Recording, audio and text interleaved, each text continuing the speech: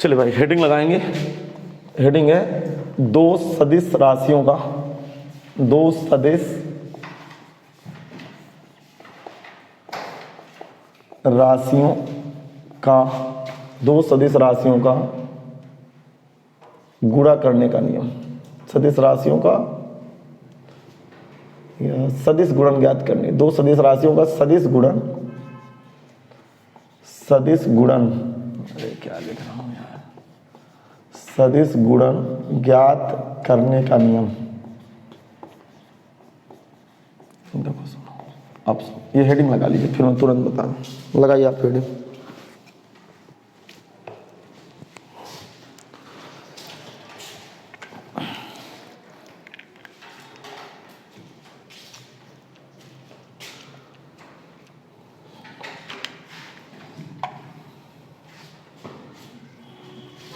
ठीक है भाई, दो सदिश राशियों का सदिश गुणन ज्ञात करने का नियम। जैसे देखो, माना वेक्टर ए बराबर, सुनना, वेक्टर ए की वैल्यू मान रहा हूं मैं आई कैप 2j कैप प्लस का 3k कैप थोड़ी देर के लिए, और वेक्टर बी की वैल्यू मान रहा हूं मैं आई कैप माइनस का j cap plus 2k cap. ठीक है भाई, नाउ ए क्रॉस बी भर रहा हूं। हाँ, लिखना शुरू कर दीजिए आप लोग। ये सदिश गुणन रूप कैसे ज्ञात करते हैं आप समझा रहा हूं मैं आपको। 2j कैप प्लस का 3k कैप। ठीक है भाई,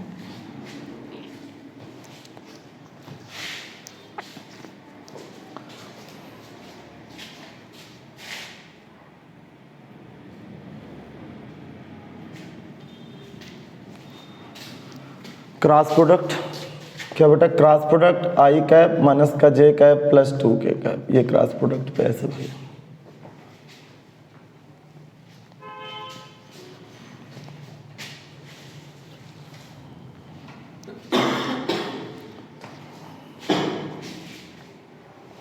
क्या मैं बोलूं, ध्यान से सुनिए। अब मैं इसका a क्रॉस b ज्ञात करूंगा। अब आप बहुत स्थिर दिमाग से थोड़ा सा सोचेंगे तो आपको अच्छा लगेगा। ध्यान से, आई क्रॉस आई, आई क्रॉस आई की वैल्यू, अरे आई क्रॉस आई की वैल्यू 0 नहीं है समझ, और आई क्रॉस जे की वैल्यू k कैप। अरे आपको पता नहीं, फिर से मेरा क्लास शुरुआत नहीं, आप मूड खराब करने लगे। आई क्रॉस जे कैप की वैल्यू प्लस k कैप, तो आई क्रॉस आई 0 हो गया, आई क्रॉस जे k कैप तो प्लस 1 माइनस 1 तो माइनस 1 तो माइनस k कैप। नहीं समझ में आया आपको। फिर आई क्रॉस k, अच्छा क्री क्रम में है, आई क्रॉस k, आई क्रॉस k की वैल्यू माइनस j कैप, तो 1 गुणे 2 अर्थात माइनस का 2j कैप। आपको समझ में आया नहीं? फिर सुनो, आई क्रॉस आई की वैल्यू 0, आई क्रॉस j k कैप, लेकिन प्लस माइनस का गुणा माइनस k कैप। क्लियर? यहाँ आप देखो, 1 गुणे 2, 1 गुणे 2 2 होगा। अब i cross j, i cross k minus j cap. अच्छा क्री क्रम में ऋणात्मक, याद आया? अब सुनो, j क्रॉस, अब देखो जरा थोड़ा सा दिमाग लगे, j क्रॉस आई की वैल्यू, j के बाद k आता है, तो j क्रॉस आई, j के बाद क्या आता है, j क्रॉस आई माइनस k कैप, अर्थात माइनस का 2k कैप। समझ में आ गया? j क्रॉस j की वैल्यू 0 और j क्रॉस k आई प्लस एक आई कैप, तो 2 गुणे 2 4 आई कैप। अब देखो k क्रॉस आई माइनस कहाँ होगा, k cross i plus j cap, plus j cap तो प्लस का 3j कैप। समझ में आ गया? k cross j minus i cap, क्योंकि k के बाद आई आता है भाई। k क्रॉस j कैप की वैल्यू माइनस आई कैप, तो ये minus minus plus 3 i cap, और k क्रॉस k की वैल्यू 0। अब सुनना, ध्यान से सुनना, मैं इसको कुछ ऐसा सजाऊंगा, a क्रॉस b बराबर, अर्थात पहले आई कैप कॉमन लूंगा। देखो आई कैप नहीं, आई कैप कॉमन, जोड़ घटा लीजिए, कितने आई कैप है जरा सोचिए, 4 3 7 आई कैप। समझ में आ गया? जे कैप कितना है, प्लस का जे कैप। नहीं समझ में? अरे 2 में ये घट गया ना बेटा, 4 3 7। के कैप कितना है बेटा, माइनस का 3k कैप। ये a क्रॉस b का उत्तर आ गया। अरे आप समझ नहीं पाए क्या? आ गया समझ? अब जरा दिमाग लगाइए, ये थोड़ा सा सुन लीजिए। अच्छा लिखना नहीं, थोड़ा सा रुकिए। ये मान लिए थे क्या वेक्टर, ये वेक्टर मान लिए थे क्या? मान लिए थे, कोई बात नहीं। अब जरा दिमाग लगाइए। अब मैं इस संबंध को करूंगा क्या, जरा थोड़ा सा दिमाग लगाइएगा। मैं इस संबंध को अब सारणिक रूप दूंगा। जैसे मैं सारणिक रूप दूंगा तो सारणिक रूप में कैसे हल करेंगे, vector a cross b equal to, देखो इसको सारणिक रूप बनाऊंगा तो I cap J cap K cap. जब ऐसे नहीं हल करते, ऐसे हल करेंगे तो समय लग जाएगा, ऐसे यदि हल करेंगे तो हमें समय लग जाएगा। मेरी बात आप नहीं समझ पा रहे। तो आप कभी भी क्रॉस प्रोडक्ट ज्ञात करेंगे तो सारणिक बनाएंगे, और जब सारणिक बनाएंगे तो सुन रहे हो कि नहीं सुन रहे सारणिक, तो वेक्टर ए के जो कॉफिशिएंट होंगे आई जे कैप के कैप के, उसको R1 में भर देंगे। तो क्या भरेंगे 1 2 3, 1 2 3। अब बी वेक्टर बी के गुणांक क्या भरेंगे 1 -1 2। अब इसका प्रसार करके देखिए R1 के सापेक्ष यही बैठ जाएगा। जरा प्रसार करके देखिए, आई कैप कॉमन होगा, R1 के सापेक्ष प्रसार करेंगे आई कैप कॉमन होगा। 2 × 2 4 -3 + 3 4 3 7 आई कैप बैठ गया। मैं इसको प्रसार करके दिखाई दे रहा हूँ। ऐसे ये गया 2 2 4 -3 + 3 माइनस का जे कैप ये जाएगा, ये कितना होगा बेटा -2 -2 और -3 प्लस के कैप कॉमन होगा। तो ये पंथ ये स्तंभ कितना आएगा -2 और -2 -1 -2 सॉरी -1 -2 ये कितना आएगा 7 आई कैप। ये -1 और प्लस का जे कैप बेटा समझ में आ रहा है, और -3 के कैप। क्या वही आएगा कि दूसरा है? अर्थात इस संबंध को सारणी के रूप में इस तरह व्यक्त करेंगे। चलिए लिख लीजिए, एक बार फिर समझाऊंगा। नहीं, मेरे कहने का मतलब ये है कि अभी हाँ बताइए आप क्या कह रहे हो। अब मैं बता रहा हूँ मैं क्या करूँ, ये समझ में आया कि नहीं है। कुल मिला के इसको मैं यदि सारणिक बना दूं और इसको हल करूं, नहीं समझ में, तो वही आएगा। इसका मतलब मैं यदि इन दोनों को हल करूंगा, जरा दिमाग लगाइएगा, तो मैं ये 2 लाइन 3 लाइन नहीं करूंगा, मैं सीधे सारणिक बनाऊंगा, नहीं है समझ में। और पहले रो में क्या भरूंगा आई जे कैप के कैप, और दूसरे रो में वेक्टर ए के कोएफिशिएंट 1 2 3, तीसरे में इसके गुणांक और R1 के सापेक्ष प्रसार। अब भी नहीं समझ में। तो यहां पे लिखना क्या है कि उपर्युक्त संबंध को, यहां लिखेंगे उपर्युक्त संबंध को सारणिक में व्यक्त करना। सारणिक लिख लोगे क्या बेटा? मैं बोल दूंगा, चलिए लिख लीजिए, जगह नहीं मेरे इसमें। सारणिक रूप में लिखा गया है। आप समझ नहीं पाए लगता है। अरे बोल क्यों नहीं रहो भाई? समझ गए, चलिए कॉपी करिए।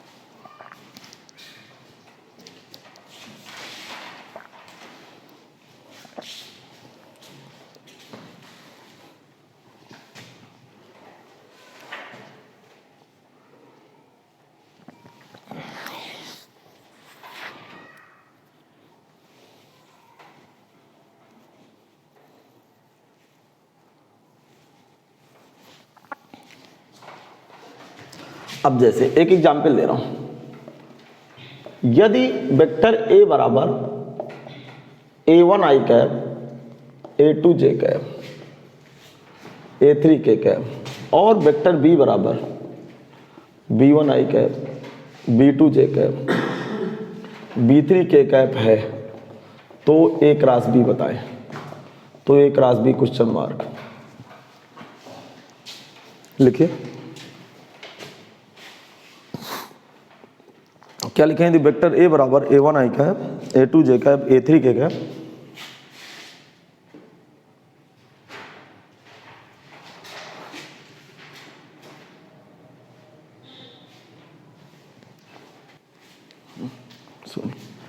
देखो, तो यहां से वैल्यू किसकी चाहिए? जल्दी बताओ किसकी वैल्यू चाहिए? Vector A cross B. बहुत ध्यान से सुनना, वेक्टर ए क्रॉस बी। जब भी वेक्टर ए क्रॉस बी ज्ञात करना हो, कोई तगड़ी बात नहीं है, क्या बनाओगे आप? सारणिक बनाओगे। ध्यान सुनना, क्या बनाओगे? और पहली रो में क्या लिखोगे? आई cap J cap K cap. फिर दूसरी रो में यदि ए क्रॉस बी है, पहले वाला सदिश वेक्टर ए लिखा है कि बी लिखा? ए लिखा। तो ए के गुणांक पकड़ो, A1 A2 A3। अब भी नहीं समझे? अब फिर वेक्टर बी के गुणांक क्या होगा? B1 B2 B3। अब R1 के सापेक्ष प्रसार कर दोगे। इतना सारणिक तो पढ़े हैं भाई।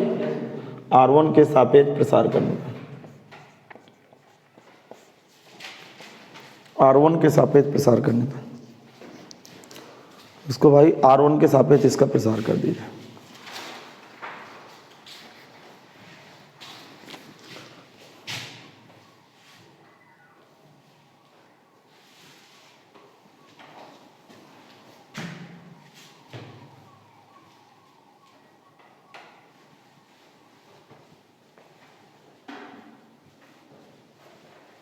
लिख गया?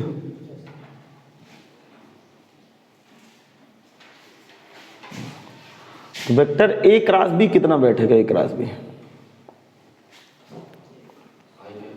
देखो आई कैप कॉमन लेंगे और पहली पंक्ति पहला स्तंभ हट गया, क्या होगा? A2 B3 माइनस का A3 B2, फिर माइनस का जे कैप कॉमन होगा, फिर ये पहला स्तंभ, अरे पहली पंक्ति दूसरा स्तंभ गोल होगा, तो क्या होगा? A1 B3 माइनस का A3 B1, फिर प्लस का के कैप कॉमन होगा, तो कितना आएगा? A1 B2 माइनस का A2 B1, ये गुणा हो गया।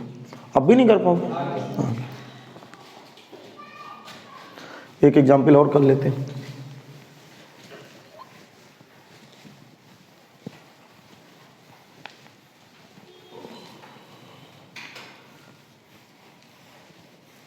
नहीं है समझ?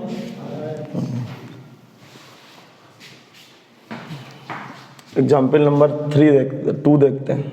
यदि वेक्टर ए बराबर 3i cap 4j cap minus का k cap, comma vector B बराबर 2i कैप माइनस का j cap plus k cap, तो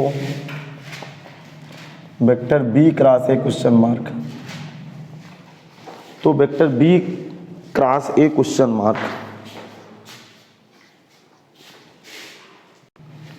अब देखो वैल्यू किसकी चाहिए जरा बताइए, वैल्यू किसकी चाहिए? Vector B cross vector A. अब बताओ पहली रो में क्या भरोगे आप? आई कैप जे कैप, ये सरकारी व्यवस्था है। बी लिखा है कि ए लिखा है पहले? तो वेक्टर बी के कोफिशिएंट पकड़ोगे, क्या है? 2 के बाद -1 1, फिर 3 4 -1, R1 के सापेक्ष प्रसार करने पर। फंडा पकड़ में आ गया? फिजिक्स में भी पढ़े होंगे। अरे फिजिक्स में भी तो ऐसे 20 से ज्ञात करते हैं, इसीलिए तो इसको बज्रगुणन बोलते हैं। तो बताइए बी क्रॉस से कितना निकलेगा? बी क्रॉस से पहले आई कैप कॉमन होगा, आई कैप, ये पंक्ति ये स्तंभ गया, -1 + 1 + 1 -4, माइनस जे कैप कॉमन, ये पंक्ति ये स्तंभ, माइनस का 2 माइनस का 3 प्लस का के कैप कॉमन हुआ, ऐसे उड़ा 8 -3 + 3, कुल मिला के -3i कैप प्लस का 5 जे कैप प्लस का 11 के कैप, ये उत्तर आ गया। क्या इस तरह की वैल्यू ज्ञात कर लेंगे? बोल नहीं रहो भाई, अरे समझ में आ गया? हाँ, अगली हेडिंग लगाएंगे।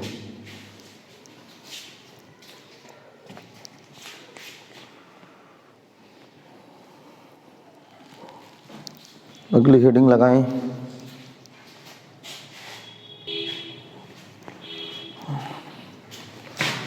बहुत ही इंपॉर्टेंट हेडिंग बोलने जा रहा हूं और ये अक्सर आता है बोर्ड पेपर पे। है क्या हेडिंग? क्या है मैं आपको समझाने की कोशिश करता हूं। हेडिंग है सदिश विद द्वारा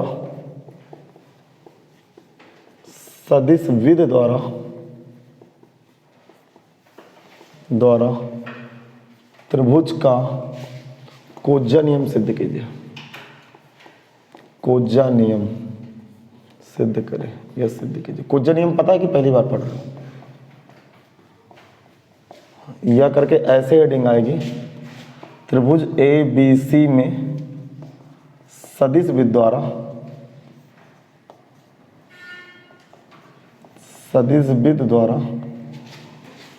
त्रिभुज ABC में सदिश विद द्वारा सिद्ध कीजिए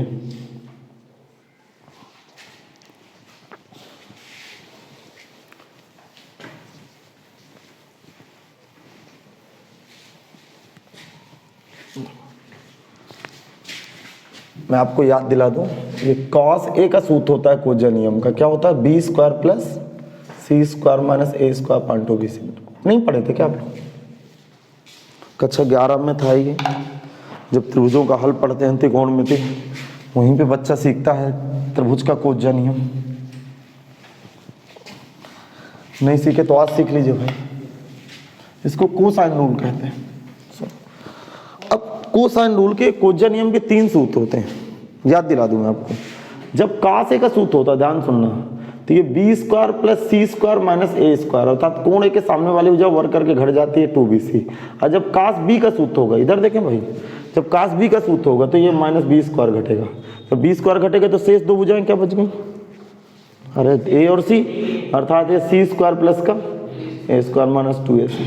जिस दिन cos c का सूत्र होगा तो फार्मूला होगा a square plus b square minus c square upon 2ab। आप सुनो, जब एक बात ये लिख के आए, बहुत क्लियर सुनो भाई, जब ये लिख के आए कि सदिश विधि द्वारा त्रिभुज का कोज्जा नियम सिद्ध कीजिए, तो आप 3 फार्मूले में से कोई फार्मूला सिद्ध कर सकते हो। ये तीनों कोज्जा नियम होते हैं। नहीं समझ में आया? कैपिटल ABC त्रिभुज के कोण है, स्मॉल ABC उनकी सामने वाली भुजाएं, इतना तो आपको पता है। ठीक है भाई, आगे समझाते हैं। लेकिन पर्टिकुलर लिख के आए कि ये वाला सिद्ध करो, ये वाला सिद्ध करो, अथवा ये वाला सिद्ध करो, अथवा ये वाला सिद्ध करो, तो उसी को सिद्ध करेंगे। फिर सुनना, 2 तरह से पूछेगा त्रिभुज का कोज्जा नियम, या कहेगा कि त्रिभुज का कोज्जा नियम सिद्ध कीजिए, तो कोज्जा नियम के 3 फार्मूले, 3 फार्मूले से जो भी अच्छा लगे वो सिद्ध कर दो। नहीं समझ में आया? ये पर्टिकुलर का ये सिद्ध करो, तो फिर इसी को सिद्ध करेंगे, अथवा ये अथवा ये, मैं तीनों सिद्ध कराऊंगा। क्या समझ में आ गया? आप जरा सुनिएगा, एक त्रिभुज बनाइए कि जिस तरह का मैं ये फिगर आपके सामने प्रस्तुत कर रहा हूँ, तो इस तरह के एक ट्राइंगल बनाइएगा। फिर मैं इसको समझाता हूँ, इसकी भुजाएं क्यों आगे की तरफ बढ़ाया हूँ, इसके विषय में भी आपको समझाने की कोशिश करता हूँ। ये जैसा आप देख रहे हो वैसे बना लीजिए।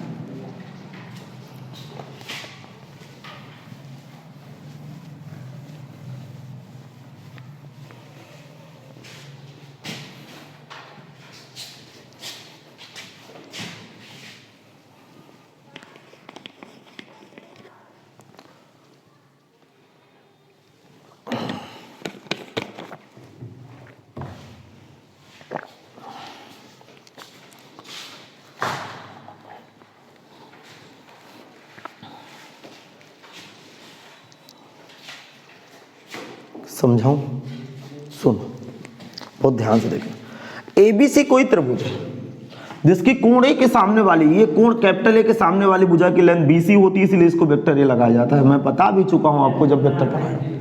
ये कोण B की सामने वाली भुजा है तो इसमें वेक्टर B लगाया जाता है। इस कोण C के सामने वाली भुजा में वेक्टर, और जब भी त्रिभुज के विषय में बात करेंगे तब ये कोण A के सामने वाले का वेक्टर एक दर्शाएंगे, कोण B के सामने वाले वेक्टर B, कोण C का सामने वाले वेक्टर, और उनको एक ही चक्रीय क्रम में लगाएंगे, एक ही सर्कुलर फॉर्म में लगाएंगे, घड़ी की विपरीत दिशा में घूम रहे हैं। अब भी नहीं समझ में, लेकिन यहाँ पे महत्वपूर्ण बात क्या, जरा ध्यान से सुनिएगा, बहुत इतने ध्यान से सुनिएगा। जैसे कोई ये वेक्टर जा रहा है, कोई ये वेक्टर जा रहा है, सपोज दैट ये वेक्टर A है और ये वेक्टर B है, थोड़ी देर के लिए बहुत अच्छी तरह सुनना। तो वेक्टर A और वेक्टर B के बीच का कोण ये नहीं होगा। क्यों नहीं होगा? क्योंकि इसका डायरेक्शन किधर की ओर है, इसका डायरेक्शन बाहर की तरफ है। नहीं आए समझ में? क्या समझ में आ रहा है? इसका एरो देखो ना, बाहर की तरफ भाग रहा है। इसका मतलब वेक्टर A का डायरेक्शन ऐसे जा रहा है, अर्थात वेक्टर A और वेक्टर B के बीच का कोण ये है। इसका मतलब वेक्टर A और वेक्टर B के बीच का कोण ये नहीं है, क्योंकि इसका डायरेक्शन बाहर की तरफ जा रहा है। यार आप समझ नहीं पा रहे, आगे बात समझिए। क्योंकि देखो, 2 सदिशों के जो बीच का एंगल होता है, जो बीच का एंगल होता है वो एक जगह यहाँ पे कट करना चाहिए, vector A plus vector B, कुछ ऐसे सिचुएशन होना चाहिए। अब भी नहीं समझ में? अब जरा थोड़ा सा दिमाग लगाइए, ये अभी जाके एक ऐसा जा रहा है, एक तीर ऐसा जा रहा है, एक ऐसा जा रहा है, तो बताइए इस सिचुएशन में रात दिन का अंतर नहीं। तो इसको मैं दुनिया वाले कहूँ, चलो तुम आगे आ जाओ, आगे आओ, तुम यहाँ पे बताओ कितना कोण बनाओगे, ये कोण कितना होगा, ये स्ट्रेट एंगल है 180 डिग्री, 180 में क्या हो गया, घट गया। अरे पाई में 180 में C घट गया। इसका मतलब वेक्टर A और वेक्टर B के बीच का कोण C नहीं है, वेक्टर A वेक्टर B के बीच का कोण पाई माइनस C। इसका मतलब 2 वेक्टरों के बीच का कोण उनके डायरेक्शन के बीच का एंगल होता है। अब भी आप नहीं समझ पा रहे हैं, आगे समझो, क्योंकि इसका डायरेक्शन बाहर की तरफ जा रहा था। और यदि ये डायरेक्शन, जरा दिमाग लगाइए, ये ऐसे जाते तो बीच का कोण हो जाता, लेकिन इसका डायरेक्शन अभी ऐसे जा रहा है, इसका डायरेक्शन ऐसे जा रहा है, इसका मतलब इसको आगे की ओर ले जाएंगे। अब भी नहीं समझ में? अब देखो जरा दिमाग लगाइए, ये वेक्टर B का डायरेक्शन ऐसे जा रहा है, B का, तो B और C के बीच का कोण ये थोड़ा है। B और C के बीच का कोण कौन सा कोण है बताओ? इस कोण का नाम क्या होगा? Pi minus A। क्या होगा इस कोण का नाम? Pi minus A। ये तो ये B और C के बीच का कोण होगा। ये इसका डायरेक्शन नीचे की ओर जा रहा है, और A और C के बीच का कोण पाई माइनस B बना लीजिए। अच्छा समझ में ना हो तो एक बार और समझा दो, आगे समझ। बीच का कोण पकड़ में आया कि नहीं आया? आगे फिर बताऊं,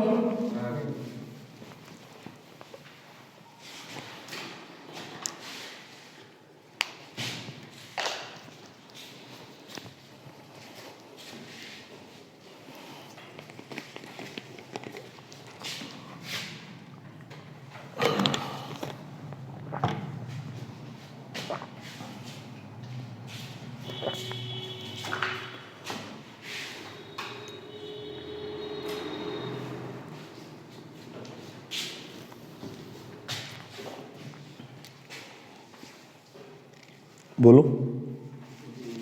संलग्न चित्र में एबीसी कोई त्रिभुज है।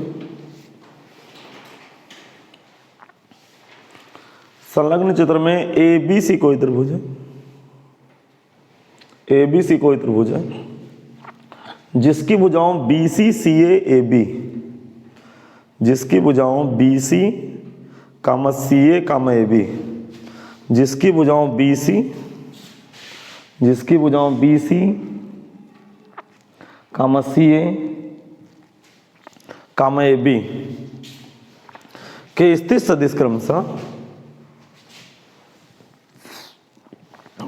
सदिश क्रमशः vector A, vector B, vector C है। जिसकी भुजाओं BC CA AB के स्थित सदिश क्रमशः vector A, vector B, vector C तथा दो सदिशों के बीच के कोण चित्र में स्पष्ट है।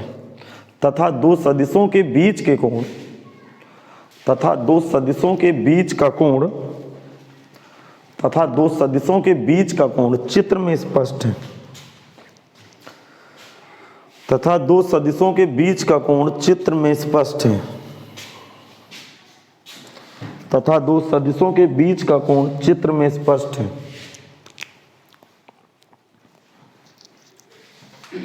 बीच का कोण क्या लिखेंगे चित्र में स्पष्ट। बीच का कोण का मतलब वेक्टर ए और वेक्टर बी के बीच का कोण। दो सदिशों के बीच का कोण उन दोनों सदिशों की दिशाओं के बीच के कोण के बराबर होता है।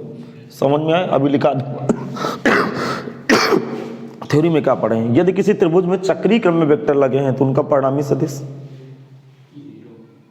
बैठ जाऊं मैं अब कह दो तो, परिणामी सदिश क्या होता है? 0। इसका मतलब तीनों का योगफल क्या होगा? 0 होगा। क्यों 0 होगा?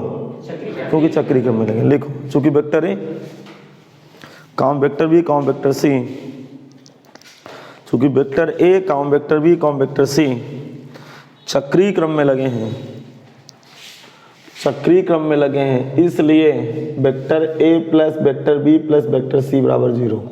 अब सुनना,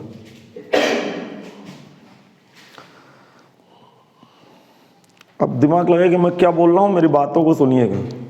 बोलूं? ध्यान से सुनना। देखो, जब त्रिभुज का कोज्जा नियम सिद्ध करने के लिए आए तो 3 फार्मूले हैं। तीनों फार्मूलों में से कोई भी फार्मूला सिद्ध करना है तो सबके लिए सेम चित्र बनाना है। समझ में आ रहा है? सबके लिए सेम चित्र बना और सबके लिए ये लाइन लिखना है। और यदि का से सिद्ध करना है तो ए को इधर ट्रांसफर मार देना है। यदि का से सिद्ध करना है, यदि का से बी सिद्ध करना है तो बी को इधर ले आना है, और यदि का से सिद्ध करना है तो सी को। तो क्या सिद्ध करना है? का से। तो ए को किधर ले जाऊं? राइट हैंड साइड की तरफ, अर्थात वेक्टर। ये मैंने आपको ट्रिक दिया, समझ में नहीं आया क्या? अब दोनों पक्षों का वर्ग कर दीजिए। लिखेंगे दोनों पक्षों का वर्ग करने पर, लिखेंगे दोनों पक्षों का वर्ग करने पर। चलिए वर्ग कराइए। Vector B plus vector C का वर्ग बराबर माइनस वेक्टर ए का वर्ग। Vector B plus vector C का वर्ग लेंगे ना, vector B plus vector C का वर्ग।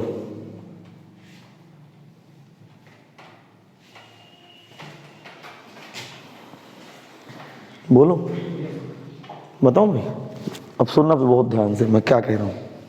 देखो, होलाप स्क्वायर कल खोलना बताए थे, कल परसों। दो सदस्यों का वर्ग बराबर, मतलब स्क्वायर का मतलब ये आदिश राशि बन जाएगी।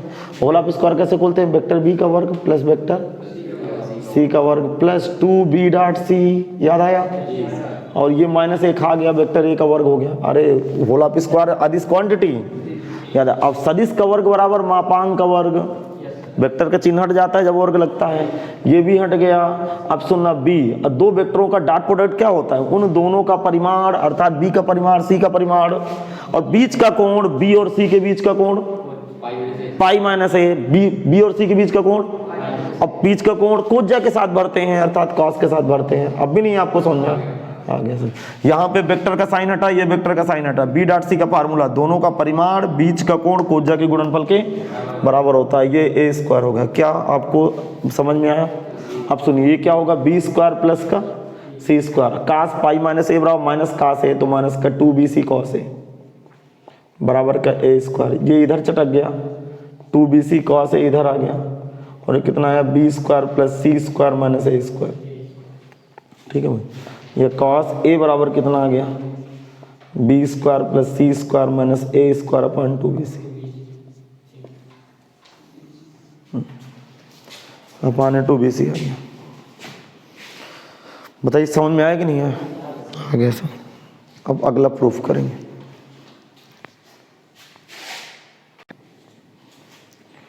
चलो हेडिंग बदल दो, हेडिंग लिखेंगे सदिश विद द्वारा, सदिश विद द्वारा सिद्ध कीजिए, सदिश विद द्वारा सिद्ध कीजिए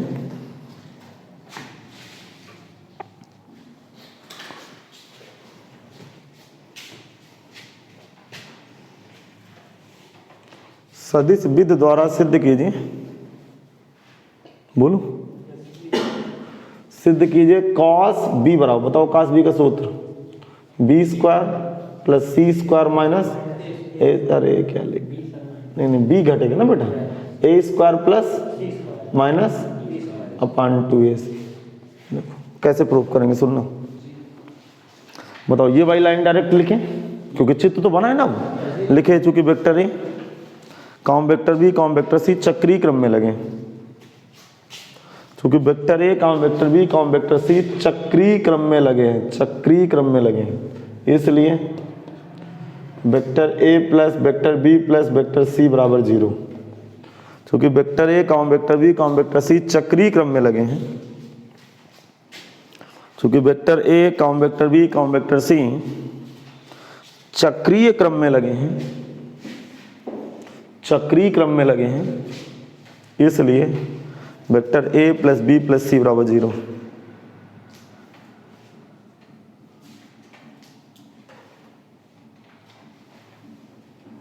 इसलिए vector A plus vector B plus vector C बराबर 0। क्या लिख गया? अब क्या करूं बताओ, पक्षांतर कैसे करूं? बी को इधर ले जाऊं, vector A plus C minus B. अब क्या करूं? वर्ग करने,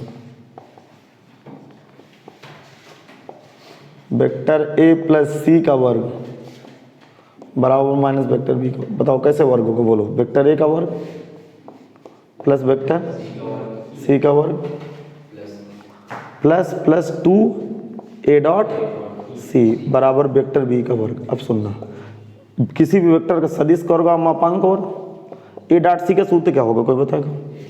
ए डॉट सी, दोनों का परिमाण ए सी, बीच का कोण पकड़ो ए और सी, ए और सी के बीच का कोण बी होगा कि पाई माइनस बी?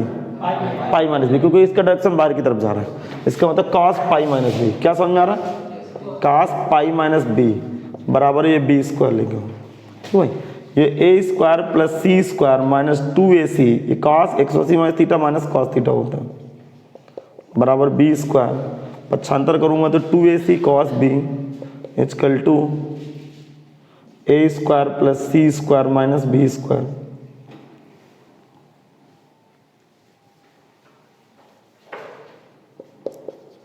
ए square plus C square minus B square, ये कॉस बी बराबर A square plus C square minus B square upon 2ac। ये हो गया भाई।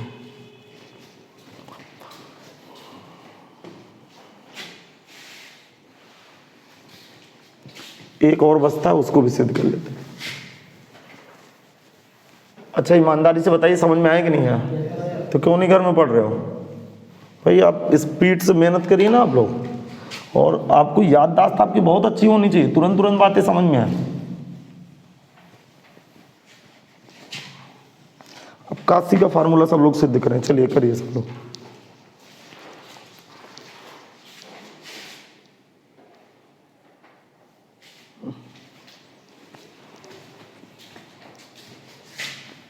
इतना तो भाई सबको समझ में आ गया कि यदि कोज्जा नियम आए सिद्ध करने के लिए तो 3 फार्मूले हैं, जो मन आए वो प्रूफ कर दो। लेकिन यदि, सुन रहे हो आप लोगों, यदि पर्टिकुलर कोई एक फार्मूला लिख के दे तो फिर उसी को सिद्ध करेंगे। अब लिखेंगे सदिश विद द्वारा सिद्ध कीजिए, अगले हेडिंग में लो, सदिश विद द्वारा सिद्ध कीजिए कॉस सी बराबर क्या हो, बोलो, A square plus B square minus C square upon 2ab। cos c का ये फार्मूला होता है A square plus B square minus C square upon 2ab upon 2ab। अब सुनो,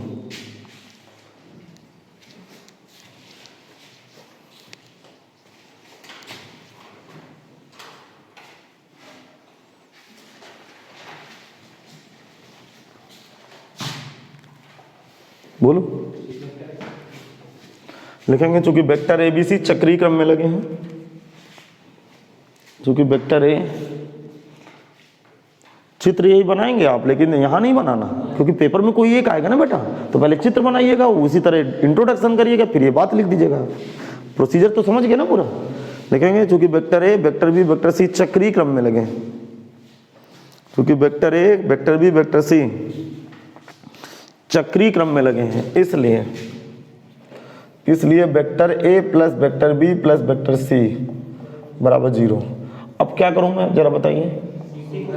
हाँ सी को अब दोनों पक्षों का वर्ग कर दिया,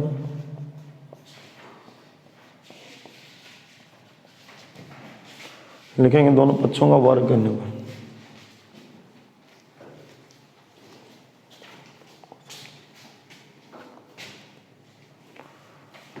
दोनों पक्षों का वर्ग करने पर, जब हम दोनों पक्षों का वर्ग करेंगे तो vector A plus vector B का वर्ग माइनस वेक्टर सी का वर्ग, ये कुछ ऐसे आ गया। वेक्टर ए प्लस बी का वर्ग बराबर कुछ ऐसे बैठ गया।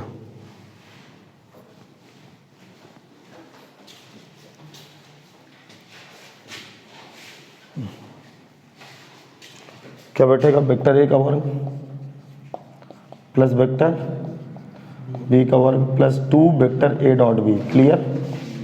इधर वेक्टर सी का वर्ग माइनस हट गया क्योंकि माइनस का वर्ग प्लस होता है, फार्मूला ये खोल दिया। वेक्टर ए का वर्ग ए स्क्वायर सदिश का वर्ग मापांक का वर्ग, जब जब वेक्टर में स्क्वायर होगा तब तक वेक्टर का चिन्ह हट जाएगा। प्लस 2 ए डॉट बी का सूत्र होता है ए बी कॉस, ए और बी के बीच का कोण पाई माइनस सी, ए और बी के बीच का कोण सी नहीं होगा, पाई माइनस सी होगा, इतना ध्यान रखना। कॉस पाई माइनस सी बराबर ये सी स्क्वायर हो गया। इसका मतलब A square plus B square minus 2ab cos C बराबर सी स्क्वायर हो गया। ये समझ में नहीं है?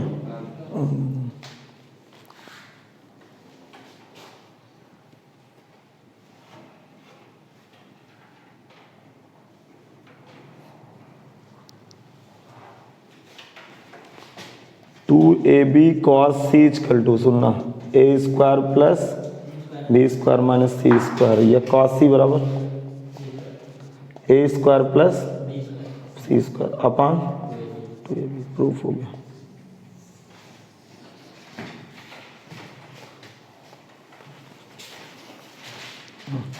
अब हेडिंग लगाएंगे सदिश द्वारा त्रिभुज का ज्या नियम सिद्ध कीजिए। एक ज्या नियम में होता है साइन रूल, या त्रिभुज एबीसी में सिद्ध कीजिए। ज्या नियम क्या होता है मैं आपको समझा रहा हूँ। ज्या नियम होता है साइन ए बटे, जो कोण यूज रहे हैं उससे सामने वाली भुजा का भाग कर देते हैं, साइन बी बटे बी। ये त्रिभुज का ज्या नियम होता है। फिर सुन लीजिए, त्रिभुज का ज्या नियम क्या होता है। त्रिभुज का ये वाला कोण यूज कर रहे हैं कैपिटल ए, तो सामने वाली भुजा ए का भाग करेंगे, साइन बी बटे बी या साइन सी बटे, या ऐसे भी लिख सकते हैं, रेशियो उल्टा कर दिए, ए बटा साइन है, बी बटा साइन है, सी बटा साइन है। तो त्रिभुज का ज्या नियम सिद्ध करने के लिए आए तो हर एक बच्चा तुरंत समझ जाए क्या सिद्ध करना है, साइन ए बटे साइन बी बटे बी साइन सी बटे, या ए बटा साइन है बराबर बी बटा साइन बी ऐसे, तो वो तो पक्षांतर कर देना है, रेसिप्रोकल करना है। हेडिंग लगा लीजिए, चलो नई हेडिंग लगाओ। अरे समझ नहीं पाए क्या आप लोग? हाँ, तो त्रिभुज का आप ज्या नियम सिद्ध करेंगे सब लोग मिलकर।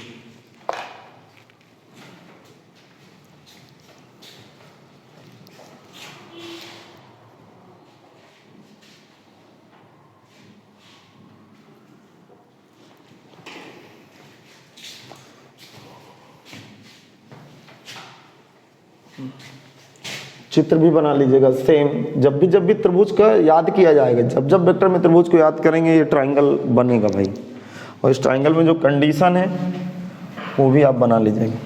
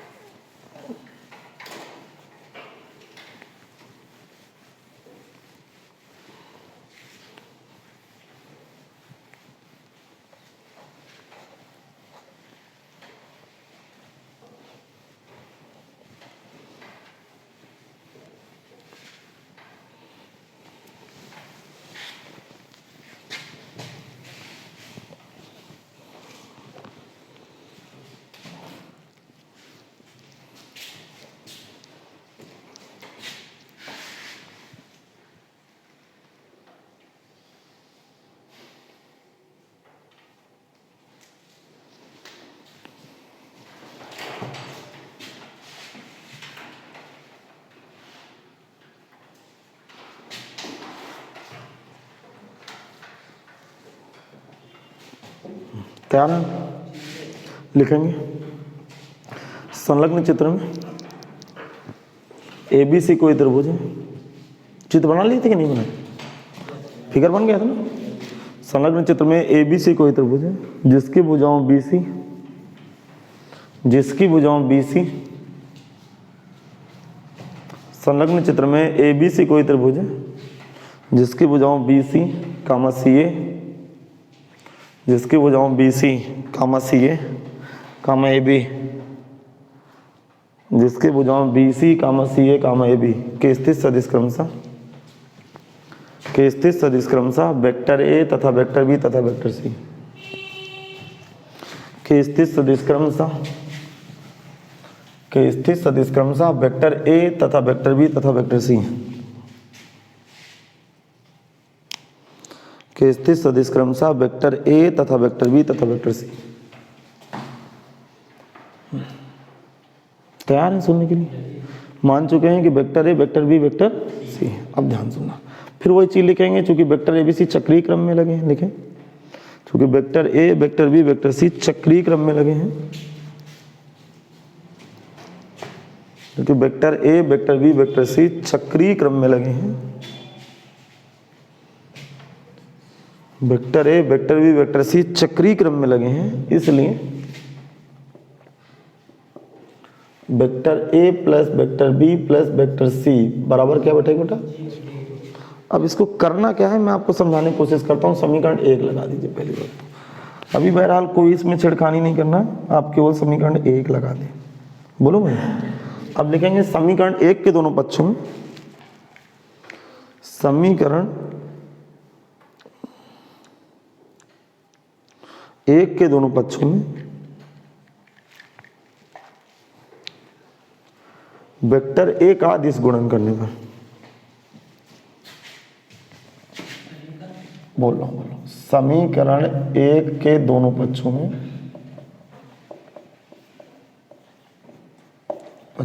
वेक्टर A का सदिश गुणन करने पर, वेक्टर A का सदिश गुणन करने पर, समीकरण 1 के दोनों पक्षों में वेक्टर A का सदिश गुणन करने पर। इसका मतलब क्या हुआ? वेक्टर A क्रॉस, बोलो क्या होगा? A plus B plus C, और इधर वेक्टर A क्रॉस 0 हो जाएगा। A क्रॉस 0 का मतलब पूरा 0 हो गया। इसका अंदर गुणा करूंगा तो A क्रॉस है, समझ रहा हूँ? नहीं समझ पाए? प्लस ये क्या होगा बेटा? A cross B plus A cross C, और इधर 0 में गुणा का मतलब 0।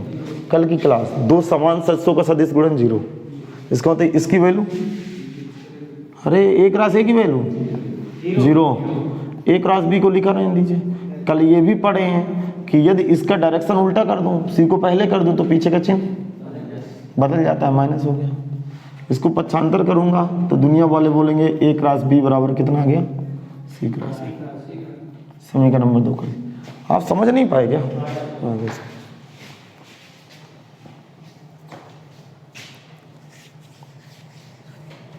याद आया कि नहीं है? अरे समझ नहीं आया? ये कॉन्सेप्ट नहीं पकड़ में है क्या? A क्रॉस से 0 हो गया, इसका डायरेक्शन उल्टा कर दिया तो पीछे की चिन्ह माइनस हो गया। वो कौन सी इतनी बड़ी बात हो गई कि समझ में नहीं? इसी प्रकार समीकरण 1 के दोनों पक्षों में, इसी प्रकार समीकरण 1 के दोनों पक्षों में वेक्टर B का सदिश गुणन करने पर, वेक्टर B का सदिश गुणन करने पर, समीकरण 1 के दोनों पक्षों में वेक्टर B का सदिश गुणन करने पर,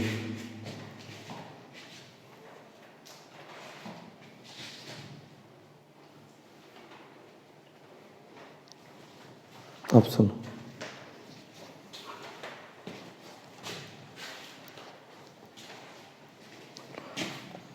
vector B cross vector A plus B plus C बराबर वेक्टर B क्रॉस 0। अब डायरेक्ट समझना, B क्रॉस A को लिखा रहने दें, अरे समझ रहे हो कि नहीं? बी क्रॉस बी की वैल्यू 0 नहीं लिख रहा हूँ, बी क्रॉस सी इधर ये 0 ही हो गया। अरे समझ रहे हो कि नहीं? अब सुन लो, इसको उल्टा के मैं ए क्रॉस बी लिख रहा हूँ भाई, डायरेक्शन उल्टा कर दिया, और प्लस इसको बी क्रॉस सी लिख रहे हैं। इसको पक्षांतर करूंगा तो अब नजर आने वाला है ए क्रॉस बी बराबर, बोलिए ए क्रॉस बी बराबर कितना आ गया बेटा? बी क्रॉस सी। समीकरण नंबर 3 होगा, ए क्रॉस बी बराबर आ गया बी क्रॉस सी। ए क्रॉस बी की जो वैल्यू है, जो ए क्रॉस बी की वैल्यू है वो बी क्रॉस सी के बराबर बैठ गई भाई। ए क्रॉस बी की जो वैल्यू है वो बी क्रॉस सी के बराबर बैठ गई। नहीं है सुन? अब सुनो, बहुत ध्यान से सुनना।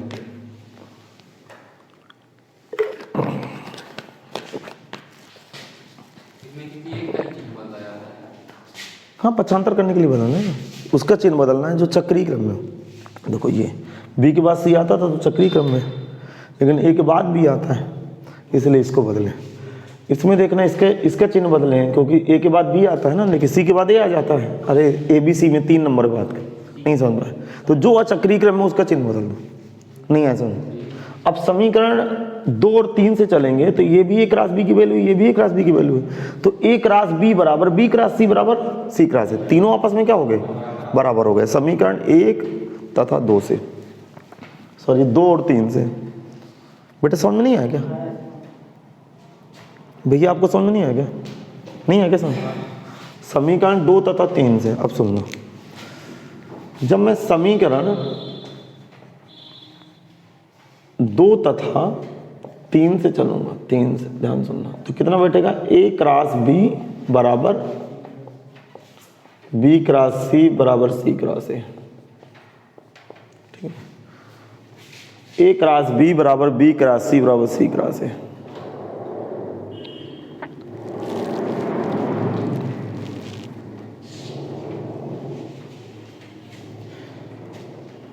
अब सुन, बोलो।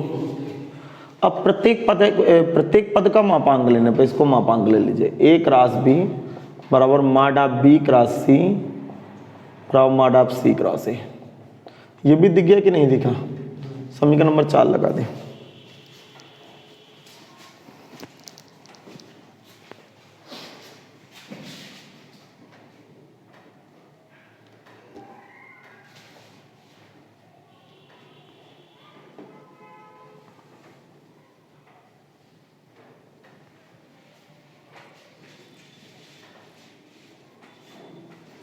नहीं है?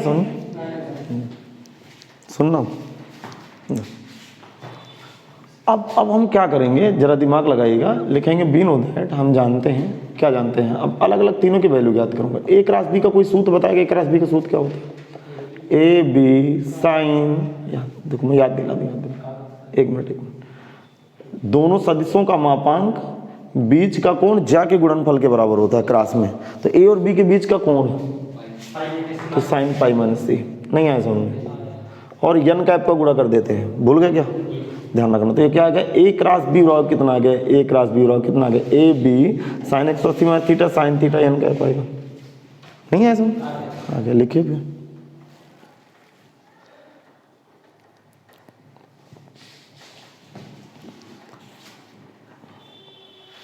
बोलो।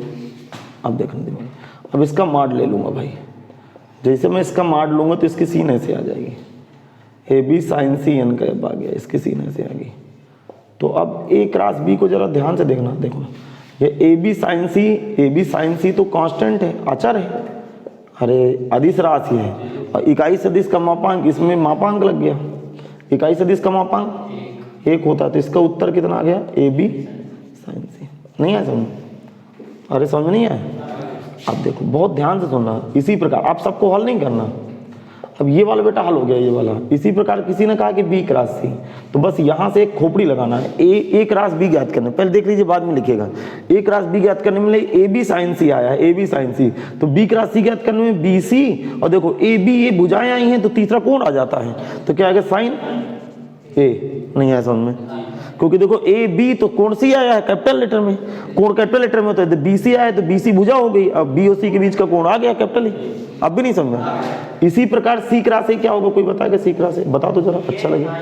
सी ए साइन बी है क्या? सुन, हाँ लिख लीजिए। फिर समझाऊं क्या एक बार? अब देखो क्या करेंगे, इतना कॉपी कर लो।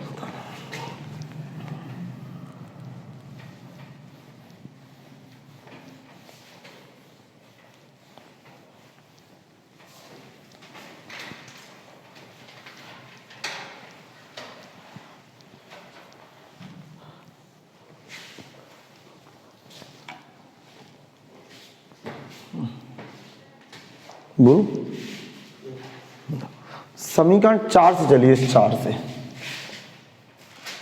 समीकरण 4 से बताओ ए क्रॉस बी की वैल्यू क्या है? ए बी साइन सी है ना बेटा।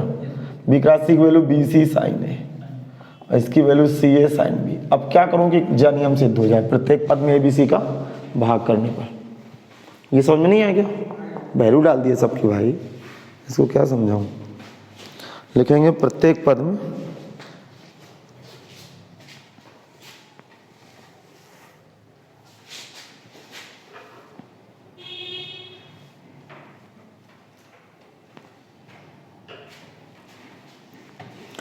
प्रत्येक पद में ए बी सी का भाग करने पर। सुनना, A B C sine C divide by A B C, B C sine A divide by A B C, C A sine B divide by A B C. A B से A B cut गया, इससे ए cut गया, इससे ए cut गया, कितना है? Sign सी बटा सी, sine ए बटा ए, साइन बी बटा बी,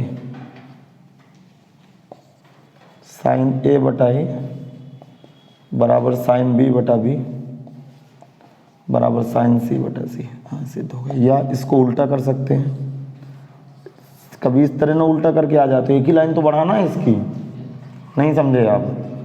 अरे इस तरह कहीं व्युत्क्रम करके ना आ जाए, अरे इस तरह ना आ जाए, समझ गए?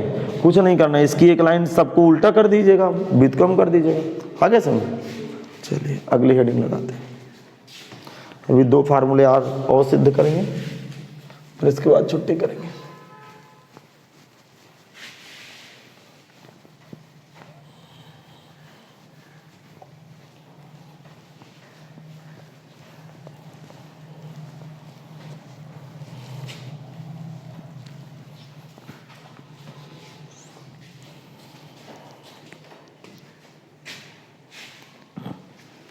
अगली हेडिंग की मैं इधर तैयारी कर रहा हूं। सदिश विधि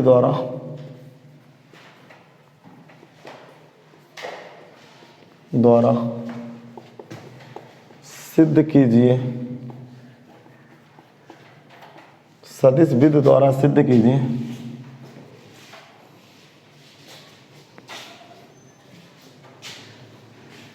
बोलो।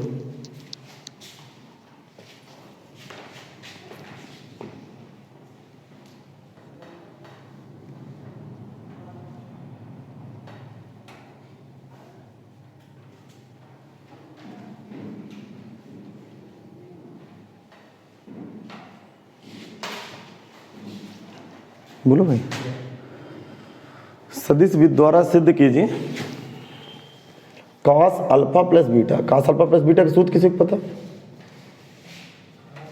अरे ये सूत्र नहीं पता कॉस अल्फा प्लस बीटा का?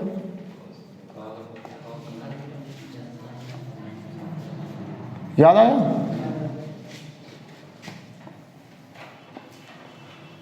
फिगर बनाइए, मैं आपको समझा रहा हूं।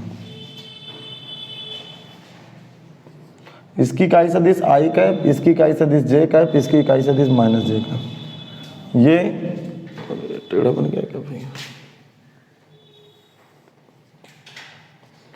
ये ओ ए वेक्टर है और ये ओ बी वेक्टर है।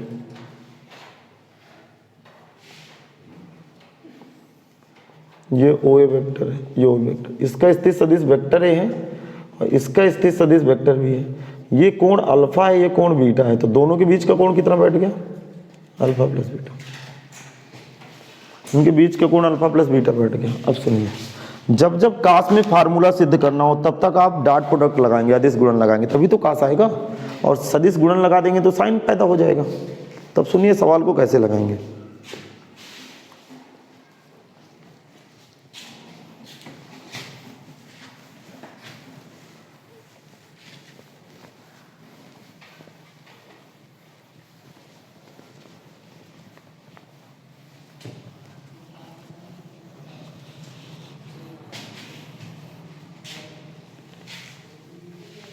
लिख गया, बोलो। लिखेंगे संलग्न चित्र में OA वेक्टर तथा OB वेक्टर, संलग्न चित्र में OA वेक्टर तथा OB वेक्टर, OA वेक्टर तथा OB वेक्टर के स्थित सदिश क्रमशः, संलग्न चित्र में OA वेक्टर तथा OB वेक्टर, OA वेक्टर तथा OB वेक्टर के स्थित सदिश क्रमशः, के स्थित सदिश क्रमशः वेक्टर A तथा वेक्टर B,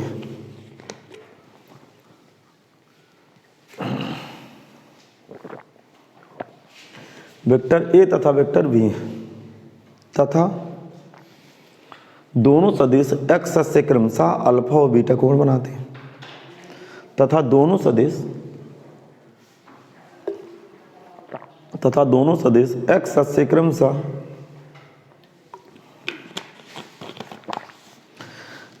क्रमशः अल्फा तथा बीटा कोण बनाते हैं, x अक्ष से क्रमशः अल्फा तथा बीटा कोण बनाते हैं। ये लिख गया कि नहीं लिख गया? अब सुनो, एक लाइन छोड़ के लिखेंगे। माना x अक्ष की इकाई सदिश i कैप, माना x अक्ष की इकाई सदिश i कैप तथा y अक्ष की इकाई सदिश j कैप, माना x अक्ष की इकाई सदिश i कैप तथा y अक्ष की इकाई सदिश j कैप है। ठीक है भाई, x अक्ष की इकाई सदिश i कैप तथा y अक्ष की इकाई सदिश j कैप। अब बहुत ध्यान से सुनना, मैं आपके सामने प्रस्तुत कर रहा हूँ। देखो, वेक्टर A की इकाई सदिश कोई बताएगा? मैं बता देता हूँ, आप परेशान मत होगे।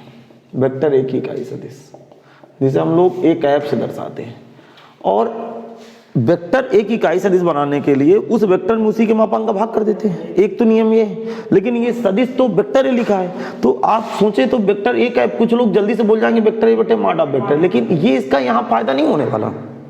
और याद करिए, जब मैं 2D में डायमेंशन में द्विमीय समतल में बता रहा था, यदि कोई वेक्टर x अक्ष से थीटा कोण बनाए, याद आया पूर्व पश्चिम उत्तर दक्षिण की इकाई सदिश लिख रहे थे, तो यदि कोई वेक्टर x अक्ष से थीटा कोण बनाए तो उसकी इकाई सदिश i cap cos theta plus j cap sin theta. तो x अक्ष से कितना कोण बनाता है? अल्फा, तो इसकी इकाई सदिश क्या होगी? i cap cos alpha plus j cap sin alpha. यार आप पकड़ नहीं पाए मुझे लग रहा है, क्योंकि पता नहीं आप कहाँ पे गुम रहते हैं, मुझे ये नहीं पता चलता। क्या मैं थ्योरी में नहीं बताया? तो आप क्या है इस तरह आप डिस्कनेक्ट रहते हैं कि बिल्कुल एकदम से बताए ही नहीं। अच्छा, अब जरा एक बात और सुन लीजिए, बहुत मजे की बात मैं सुना रहा हूं, ध्यान से सुनिएगा। यदि ये वेक्टर OA वेक्टर A की दिशा में, अर्थात OA वेक्टर A है, OA वेक्टर, और इसका डायरेक्शन तो A कैप का भी डायरेक्शन यही रहेगा, अर्थात जिस दिशा में सदिश लगी होती है उसी दिशा में इकाई सदिश लग जाती है। नहीं आया समझ में? अब मैं आपसे पूछूंगा, आप बता नहीं पाओगे 100%। वेक्टर B की इकाई सदिश नहीं बता पाओगे आप। B cap, vector B x से कितना कोण बनाता है? बीटा, लेकिन ये माइनस j कैप है इधर, तो क्या होगा बताओ? i cap cos beta, minus क्यों लग गया? हाँ, क्योंकि नीचे है, नीचे तो माइनस j कैप यूज होगा। अब भी नहीं समझा?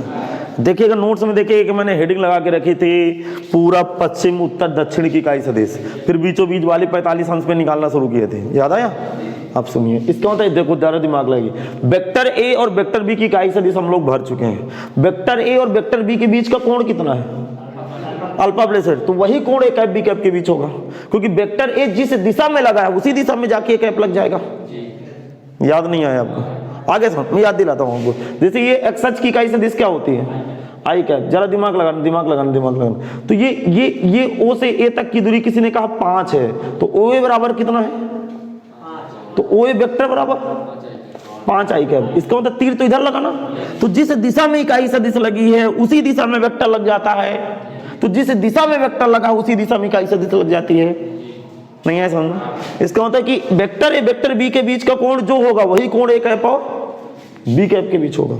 नहीं समझ पाए आप? आ गया समझ? अब देखो क्या करेंगे। Now A cap dot B cap, बताओ फार्मूला बता दो। दो वेक्टरों का डॉट प्रोडक्ट क्या होता है? नहीं, इसका मॉड फिर इसका मॉड, बीच का कोण कितना है? अल्फा प्लस, समझ में आ गया।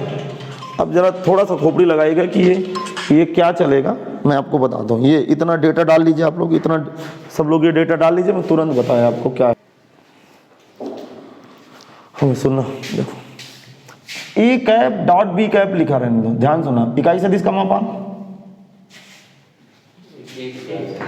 इकाई सदिश का मापांक, तो ये दोनों वैल्यू एक हो गई, और कितना आ गया कॉस अल्फा प्लस बीटा। तो कॉस अल्फा प्लस बीटा कितना बैठ गया, ए कैप डॉट, अरे उल्टा लिख लिया हूं, cos alpha plus beta. A cap की वैल्यू डालो, ए कैप की वैल्यू क्या है, i cap cos alpha, j cap sine alpha, dot product i cap cos beta minus j cap. कल मैं आपको डॉट प्रोडक्ट सिखाया था परसों की क्लास में, अरे परसों के लेक्चर में सिखाए थे। क्या करते हैं, आई में आई का गुणा, जे में आई डॉट आई का मान, प्रभु आई डॉट आई,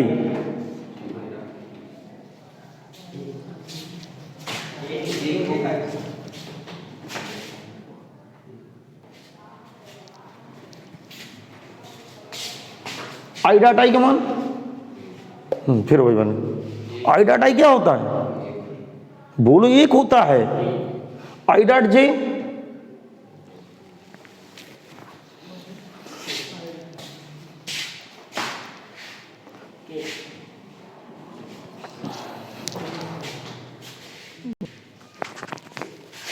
क्योंकि आपसे पूछने का मतलब क्लास में समय खराब होना। केवल आई में आई का गुणा होगा तो कास अल्फा कॉस बीटा हो जाएगा, कास अल्फा कास बीटा, और आई डॉट आई एक हो गया, और आई डॉट जे जीरो होता है, गुणा ही नहीं होता भाई, मैं बता चुका हूं थ्योरी में। फिर जे डॉट जे की वैल्यू एक हो जाएगी, तो माइनस का क्या आ गया, साइन अल्फा साइन बटे सिद्ध हो गया। बना लो।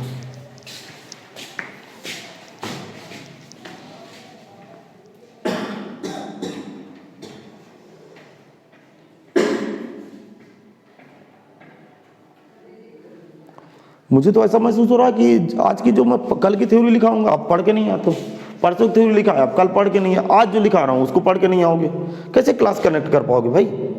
आप तो केवल छाप रहे हो, बस हो गया जो मैं लिख रहा हूँ, और मेरी पूरी मेहनत पानी में चली जाएगी।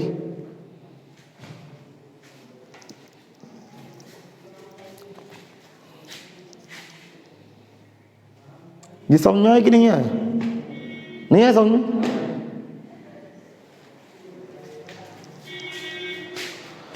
जब भी दो वेक्टरों का डॉट प्रोडक्ट करेंगे, इधर सुनना ध्यान से, तो केवल आई में आई का गुणा होता है, आई डॉट आई की वैल्यू एक होती है इसलिए हट गया, आई डॉट जे जीरो, और जे डॉट आई जीरो, और जे डॉट जे, अब क्या पता चल गया आपको।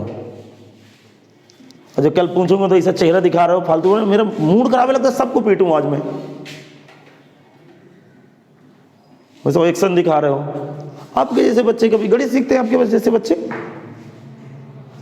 जिस दिन ये दिमाग लगाना, ये बीच का कोण माइनस हो जाएगा, यदि ये बीच का कोण माइनस हुआ तो ये, अरे बीच का चिन्ह यदि माइनस हुआ तो प्लस हुआ, इसका मतलब दो वेक्टरों के बीच का कोण कितना दिखाना है, अरे दो वेक्टरों के बीच का कोण अब कितना दिखाना है, अल्फा माइनस बीटा। तो अल्फा माइनस बीटा इस पोजीशन में कभी हो ही नहीं सकता। इसका मतलब यदि एक ही बात में संभव, ध्यान से सुनना भाई, ये तभी पॉसिबल है जब दोनों वेक्टर एक्स अक्ष के ऊपर हो। फिर ध्यान से सुनना, दोनों वेक्टर कहां पे हो, एक्स अक्ष के ऊपर हो, अर्थात ये OA है और ये OB है। बहुत ध्यान सुना, ये कोण अल्फा है, ये कोण, तो बीच का कोण कितना निकल गया। तो फिर ध्यान से सुनना, यदि यहाँ अल्फा प्लस बीटा लाना हो तो एक वेक्टर ऊपर रहेगा, एक वेक्टर नीचे रहेगा, तभी बीच का कोण अल्फा प्लस बीटा आएगा। और यदि बीच का कोण अल्फा माइनस बीटा लाना है, ध्यान से सुनना, तो दोनों वेक्टर ऊपर ही रहेंगे। क्या समझ में आ गया, नहीं आया समझ में आपको। अब जरा ध्यान सुनिए, फर्क क्या होगा, वेक्टर ए की इकाई सदिश में कोई फर्क नहीं पड़ेगा, लेकिन वेक्टर बी की भी इकाई सदिश प्रथम चौथांश में है, इसलिए आई cap J cap positive use होगा, अर्थात यहाँ का चिन्ह प्लस हो जाएगा, नहीं हवा लगी क्योंकि वो नीचे था ना, ये तो दोनों प्रथम चौथांश में है। अब मैं इन दोनों का डॉट प्रोडक्ट करूंगा तो यहाँ का चिन्ह, यहाँ का चिन्ह, यहाँ का चिन्ह माइनस, यहाँ का चिन्ह, और ये वैल्यू डालूंगा तो यहाँ का चिन्ह प्लस, यहाँ का चिन्ह माइनस, आई डॉट आई, बस यहाँ का चिन्ह प्लस, प्रूफ हो गया। अब भी नहीं समझा, हाँ कॉपी कर लीजिए। इसको समझाना है क्या कुछ, इसको समझाऊं मैं, क्या समझा दूं। वेक्टर बी की इकाई सदिश केवल वहां प्लस आ गया, बस फार्मूला लगा दिया उसी तरह। बेटा समझ में नहीं आया क्या? फिर समझाऊं क्या इसको? हाँ लिख लीजिए, बाकी क्लास कल करूँगा।